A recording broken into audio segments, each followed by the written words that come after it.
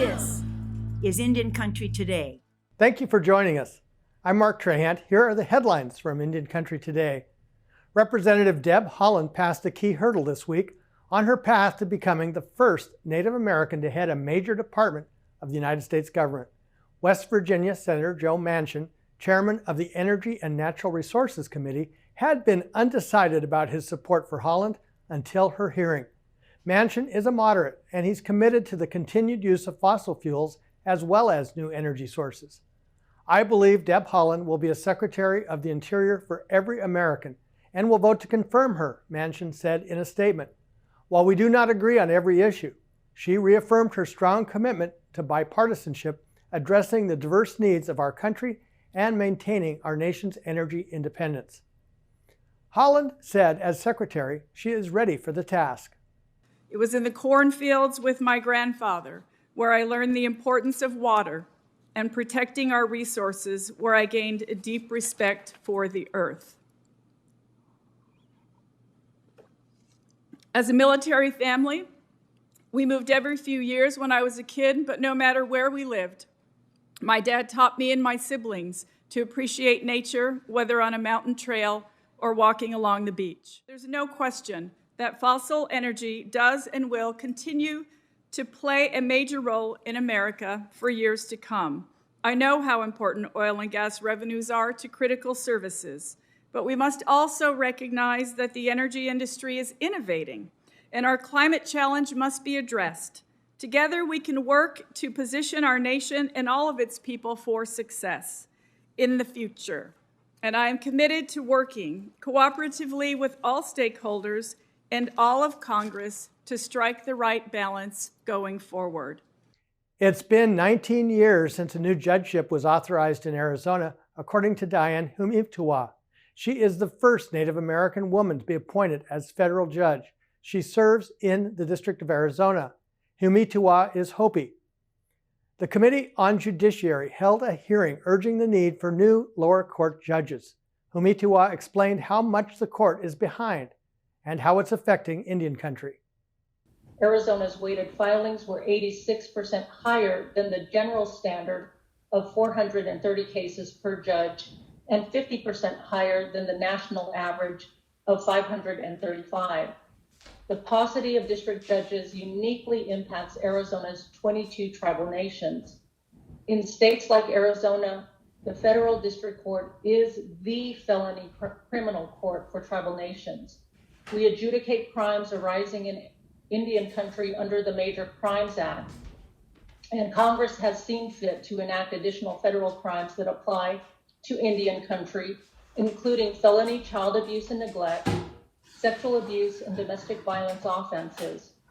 With more crimes come more criminal proceedings. Northern Arizona in particular demonstrates this need. The region covers 5 counties and 10 Indian nations. A federal appeals panel rules in favor of New York in a case that pits the state against the Seneca Nation of Indians over casino gaming revenues. According to Governor Andrew Cuomo's office, Monday's ruling means the state is owed $435 million, with local governments in western New York in line to receive about $150 million of that sum. The case stems from a June 2019 when the Seneca Nation sought to vacate an arbitration panel ruling that it must continue to make payments to the state. The tribal nation operates 3 casinos in western New York. Under federal law, if the tribe wishes to offer Class 3 gaming, which includes bank table games such as blackjack, roulette, and craps, as well as sports betting, the tribe must sign a gaming compact with state officials. The funding could come at a vital time, especially for local governments that have been hit hard by the loss of tax revenue due to the COVID-19 pandemic. It remains to be seen whether the Seneca Nation will appeal again. Apache Stronghold filed an emergency appeal last night to save a site sacred to Apaches from being destroyed by a copper mine. If the court doesn't intervene, Oak Flat could be swallowed up by a 2-mile-wide crater that's deeper than the Eiffel Tower. That project could start construction in as little as 15 days. Oak Flat sits on top of a vast amount of copper. Unless the courts halt the land transfer, Oak Flat will officially change hands as soon as March 11th, 2021. And those are the headlines from Indian Country today. I'm Mark Trahant. When we come back, we'll talk with a woman whose entire family came down with the coronavirus. Well, they have recovered. She's still struggling.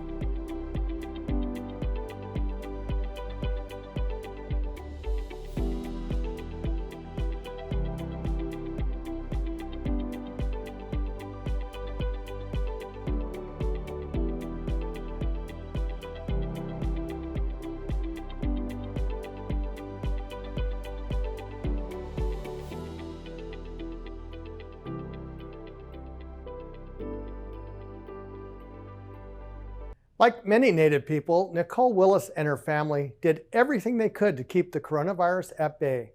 She's Chickasaw and lives in Ada, Oklahoma. The family took precautions, wearing their face coverings, ordering groceries and picking them up curbside, and they kept their distance from other relatives. Then in mid-November, everyone in the family came down with COVID-19. Her husband Michael, daughter Leela, who is 10, and her son Cassius, who is 5, were all infected. Yet, none of them had a fever. Nicole joins us today to tell us how the virus has affected her family and how she's still recovering months after getting sick. Welcome, Nicole. Thank you. So how did your family catch the virus? So my daughter was exposed at school, and she was exposed on a Thursday. She come home that Friday. I contacted our COVID hotline and said, what do I need to do? They said, well, why don't you just quarantine through the weekend? She was already told to quarantine for 14 days from school. And the COVID hotline, they told us that, we needed to quarantine through the weekend and go get tested on Monday. And so throughout the weekend, we quarantined. We did everything we were supposed to. Myself, I started kind of feeling like I was coming down with some allergies, but nothing major. And then my husband and the 2 kids, they still did not really have any symptoms. And come Monday, the 16th, we all 4 of us tested positive. I'm curious, with so much of the national debate about schools and safety in schools, and then to actually have the virus come from that setting, has it changed your perception about that at all? It's been really hard because, we did everything that we needed to do. She was still, required to go to school. We did have the virtual option, but my husband and I both work. We were not able to stay home with them. And so it was very difficult knowing that she was going to be exposed. And there were, it seemed like pretty periodically there were notices coming out. This grade has been exposed, she's been exposed, this and that. And she has still been exposed a couple of additional times since we've recovered from COVID. But it's been really, it's been hard because of course you want to keep them home and keep them safe and do everything that we could. But she had to go to school. My son had to go to school. We had to return to work. And so it was just something that we tried to do our best, to prevent, but it happened, it just happened. I understand you're still not 100%. What's going on with you now? So my symptoms started out just kind of like some body aches. I really felt like I had a weird combination of the flu and sinus over a developed pneumonia from COVID. And after about a month, I had a constant headache, just a really dull headache. I felt super fatigued, hardly could not do much. I just really laid in bed, went to the living room, slept in the recliner. I couldn't hardly do anything for a solid month. I couldn't even get up and cook dinner and things like that. And so that was right through the Thanksgiving holiday. And so we had already pre-ordered all this food to cook Thanksgiving meal to, as a family. And I couldn't even do that. I got up and I was just so fatigued that after I got done cooking, I was just miserable. I couldn't hardly breathe. I've been on a couple of different inhalers and things like that to kind of help my lungs. And so over that time, after about a month, the fatigue started to get a little bit better. The headache got better. I'm still really short of breath. If I talk a lot, if I try to do any type of physical activity, I'm still really just kind of fatigued. I just don't have very much energy and I get really short of breath. But I also, out of the four of us, I was the only one that lost my taste and my smell, and I still have not gotten any of that back. And so I'm starting to be able to smell things a little bit more, but it's like really strong smells, like my perfumes and things like that. They don't even smell the same as they did before COVID. My taste is basically, if it's salty, sour, or spicy, I can taste it. But for the most part, everything still just tastes really bland. And it's just been a really trying to adapt to, this could be the new me, I mean, I don't know if these lingering symptoms will go away anytime soon. I hope that they do, but from everything that I've read and I've been told by my providers that, no one really knows how long this will last. I still have some inflammation in my lungs that I'm still trying to recover from. So it has just been, consistent follow-ups with my doctors and trying to do things in a new way that, kind of help me go about my normal day without being really fatigued and things like that. Speaking of fatigue, how is your sense of energy? Oh, it's zero. I mean, it has just, in the beginning, it was absolutely non-existent. I mean, I couldn't hardly even get up and walk around, but now I'm starting to get more energy. It's really later in the day that I get really, and I sit at a desk all day for work. So it's not like I'm really having to do very much. And by the time I get home, there's still days that I have to lay down and take a nap before I get up to cook dinner. Tell me about the challenges of isolation, both for you and your family. Well, it's been difficult because we are a really close family with, my grandpa and our close family, my in-laws, and we're used to seeing each other all the time. And it's been really hard on us to have to distance ourselves, even after we had, gotten better and we were okay to be around them. We were still worried with our kids being in school and what if, we actually gave it to them and they couldn't fight it off. And so it's been really difficult. It has been really hard for our mental health, even for my kids. It's hard for them when they were out of school, when they were having to quarantine, not being able to see their friends and get that daily social interaction. And even virtual learning was really difficult for them because they really needed that interaction with their teacher to help understand. And so it's been difficult. Myself, I have been through therapy throughout the years over grief and things like that. And I'm very fortunate that I was able to continue to see my therapist, to be able to work out some of the struggles with being quarantined. I was able to do that over the phone. And so that really helped me. So I'm very grateful for that. Wow, for at least your experience, anxiety is almost a side effect. Oh, it was a huge side effect because we went from being worried about getting it. We were not, we were doing everything we needed to do to be cautious and, try not to get it. But once we got it, we had not worried about our own physical health. And then when my health started, I started to have so many symptoms that I was not even prepared for. I wasn't prepared to be sick as long as I was.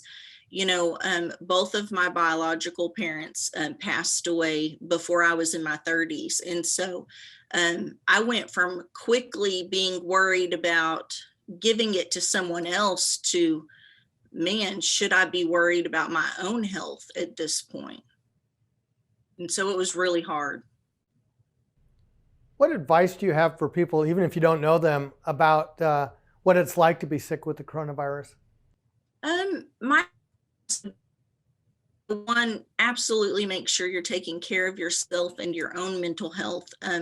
There is nothing wrong with reaching out to talk to someone, even if it's a friend, a family member. Call someone. If you're struggling, definitely reach out and share your struggles. And there's so many that have had it now that have, recovered from it, and everyone's story is different. And so it has been really helpful for me when I reach out and talk to other people to understand, oh, this is how it affected them and how it's affected me. And also just not only the idea that I'm young, I'm healthy, this isn't going to bother me. That's not true. It's just, it's very strange the way that the virus impacts your body. And so even though you think that you may be young and you may be healthy and you don't have any underlying conditions, that doesn't mean that you're not going to struggle with it. So I would really encourage everyone to do everything that they can to keep themselves safe and their family safe. We only have about a minute left, but I want to ask you about the community in the Chickasaw Nation, how people are faring in your network. For the most part, I think that everyone, it seems like things are starting to get better. We are very blessed to have the Chickasaw Nation and their support for the employees, for their citizens, and for the community. They have really done a wonderful job at helping provide provide places to go get the vaccine, to get tested. And I really don't know what I would have done without them through this. Thank you, Nicole Willis, for joining us today and sharing your story about getting COVID-19 and recovering from the virus. Thank you. When we come back, we'll take a look at the historic Senate confirmation hearings for Deb Haaland as she is moving closer and closer to the goal of running the Department of the Interior.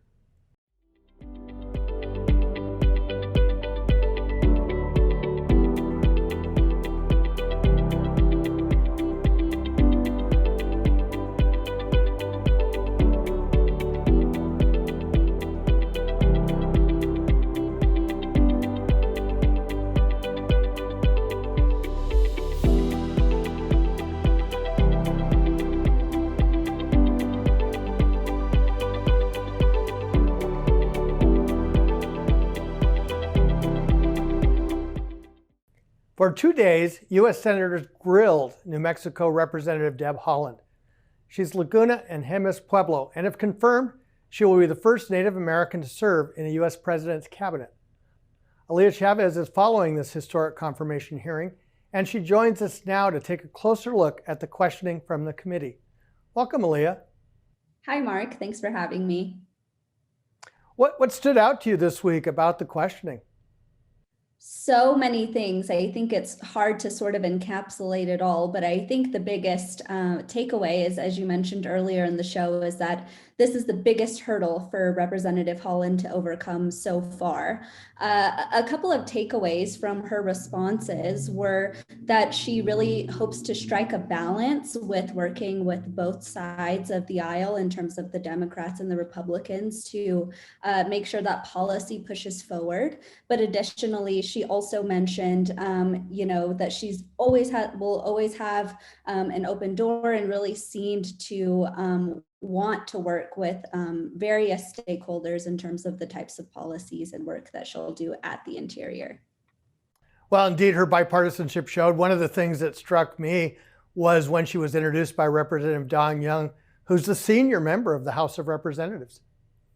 That struck me too, for many reasons, as you mentioned. I think a lot of Republicans trust him. And so that was really huge for him to step out and say blatantly that he supports her and thinks that she will do a good job. He did mention that they don't agree on every issue, but that, as you mentioned, she is big on bipartisanship, and a lot of other Republicans tried to mention similar things. And so that was definitely a theme that we saw over the course of many days, 2 days. Another theme that came up was with some of the really relentless attacks from Republicans. it almost was as if she was not representing the Biden administration. Yeah, I thought that that was very interesting. I know that Holly Cook McCarra was on the newscast and talked a lot about this, and we've seen it a lot on social media since Tuesday, that a lot of people really felt like she's being held to a standard that other nominees haven't been held to. A lot of Republicans stressed her activism, specifically standing with water protectors. She had a lot of questions to answer in terms of tweets that she had posted and published. And so a lot of the time she was having to defend herself. And I think one of the strongest points that she made was that as Interior Secretary, she fully acknowledges that she will be serving the American people, not necessarily in her role as a New Mexico representative, where she's only looking after her constituents in the state. And so I thought that that was a really great point that Haaland mentioned, that as an Interior Secretary, she'll be in charge of looking after what's best for all Americans rather than just a specific group of people. Aliyah, you mentioned social media, and there was just such an extraordinary campaign going on from Indian country. Maybe tell us about that. Definitely. I think after day 2 specifically, a lot of people did mention quite arguably the most passionate and heated moment of the hearings, which was when Senator John Barrasso raised his voice at her, and he, just wanted answers and was very passionately speaking to her. And many people said that they felt that the tone was disrespectful. They thought that people were talking down to Deb Haaland, and so they weren't shy about talking about that on social media. And on the flip side, however, people definitely said that they still supported her, that they were really proud of how she represented Indian country. Specifically, I think one of her high moments was when Senator Hirono from Hawaii asked her blatantly, "Why do you want to be the Interior Secretary?" And she mentioned that the entire job is about protecting Mother Earth. And as an Indigenous woman, that is exactly what she will aim to do. And I thought that that was such a beautiful moment. And so many people, felt the same way on social media. Well, I'm really struck too by how comprehensive the support from Indian country was. It was on billboards, it was on the front of the Interior Department, it was on social media. It really was, we will do whatever it takes. This is our person.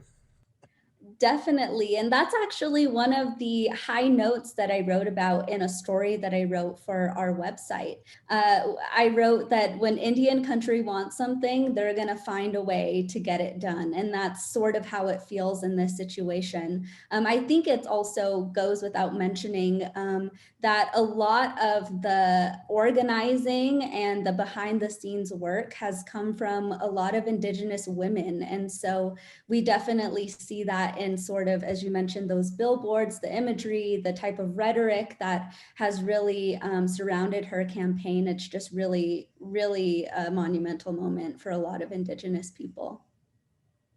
Well, I think one of the challenges, and let me ask you about how she will have to manage expectations from Indian country, because she's not going to be able to return land. She's not going to be able to do some of the things that people think, wow, we have a secretary. There's some complexity here.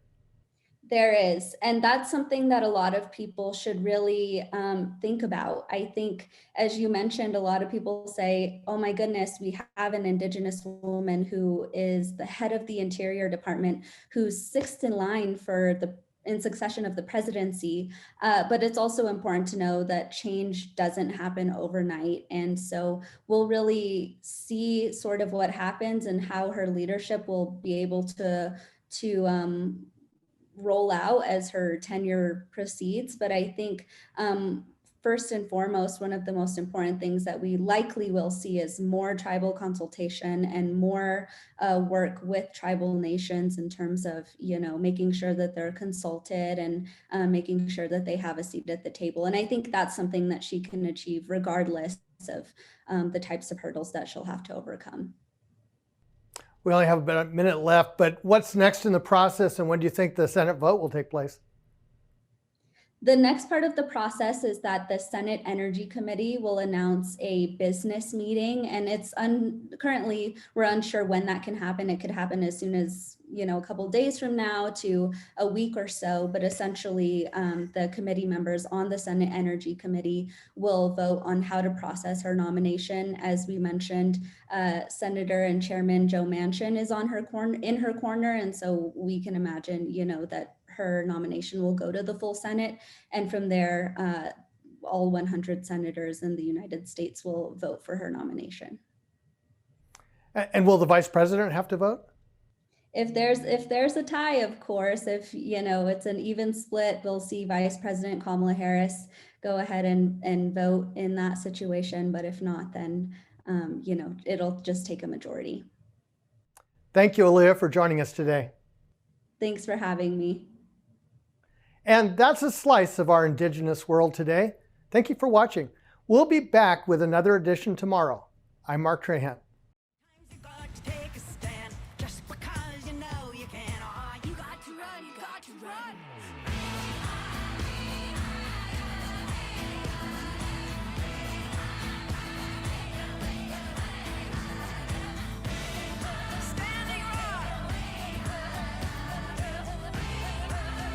Indian Country Today is recorded at the Phoenix Indian School Visitor Center in Phoenix, Arizona. This is Indian Country Today.